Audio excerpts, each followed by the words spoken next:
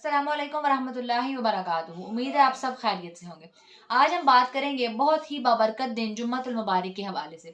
हम मुसलमान कितने खुश नसीब हैं कि अल्लाह ताला ने अपने प्यारे हबीब हज़रत मोहम्मद सल्लल्लाहु अलैहि वसल्लम के सदके हमें जुम्मतुल मुबारक से नवाजा।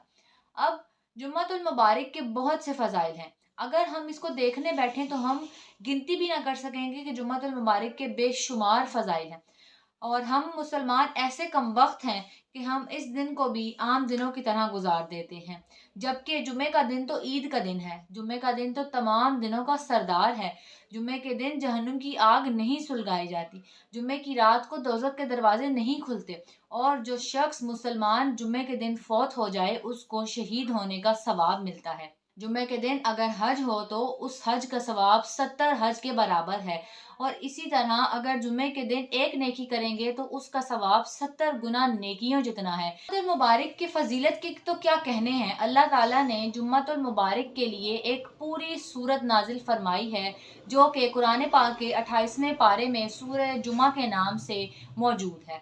अब सूरह जुमा में आयत नंबर 9 में अल्लाह ताला ने इरशाद फरमाया कि ए ईमान वालों, जब नमाज की अजान हो जुम्मे के दिन तो अपने कामों को छोड़ दो और खरीदो फरोख्त को छोड़ दो और जुम्मे के लिए जाओ कि यही तुम्हारे लिए ज्यादा बेहतर है। अब जुम्मे को जुमा क्यों कहा जाता है या जुम्मे के क्या मानी है। जुम्मे के दिन हजरत आदम अलैहिस्सलाम की मट्टी लाई गई। जुम्मे के दिन अल्लाह ताला ने तकमील खल्क की और जुम्मे ही के दिन लोग इकट्ठे होकर नमाज अदा करते हैं, इसलिए इसे इन वजूहों की वजह से इसे जुमा कहा जाता है। और इस्लाम से पहले अरब के लोग इसे उरूबा कहते थे।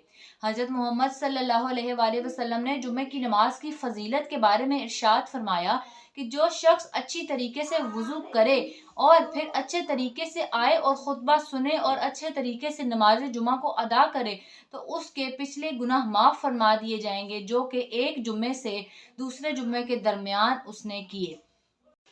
अब जो शख्स जुम्मे की नमाज को नहीं अदा करता उसके लिए बहुत सख्त वईद है।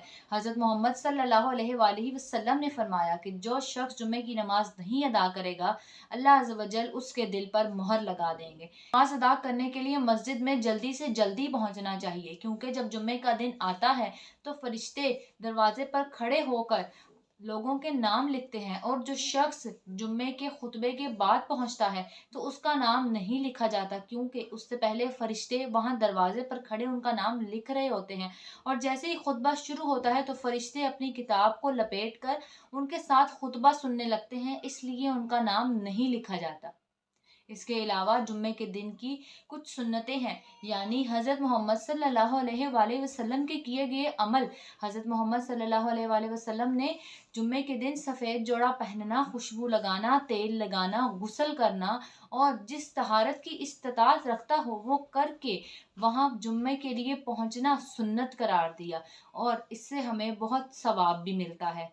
इसके साथ साथ ये भी फरमाया कि जुम्मे के दिन दो शख्सों के दरमियान जुदाई ना करे, यानी जब मस्जिद में नमाज जुम्मा अदा करने के लिए जाए तो वहाँ पहले से बैठे दो शख्स के दरमियान से गुजर कर आगे ना जाए, जहाँ जगह मिले वहीं बैठ जाए और चुप करके खुतबे को सुने और खामोशी से सुने और उसको अदब बाअदब तरीके से बैठ कर सुने।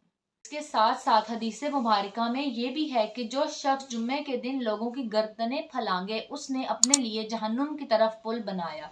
हज़रत मोहम्मद सल्लल्लाहु अलैहि वसल्लम ने जुम्मे के दिन की बहुत सी फजीलतें अपनी ज़िंदगी में हमें बयान फरमाई। हज़रत मोहम्मद सल्लल्लाहु अलैहि वसल्लम ने अपनी ज़िंदगी में 500 जुम्मे पढ़े, क्योंकि ये हिजरत के बाद शुरू हुआ था और उसके बाद आप 10 साल ही ज़िंदा रहे तो इतने ही जुम्मतुल मुबारक आपने अपनी ज़िंदगी में अदा किए।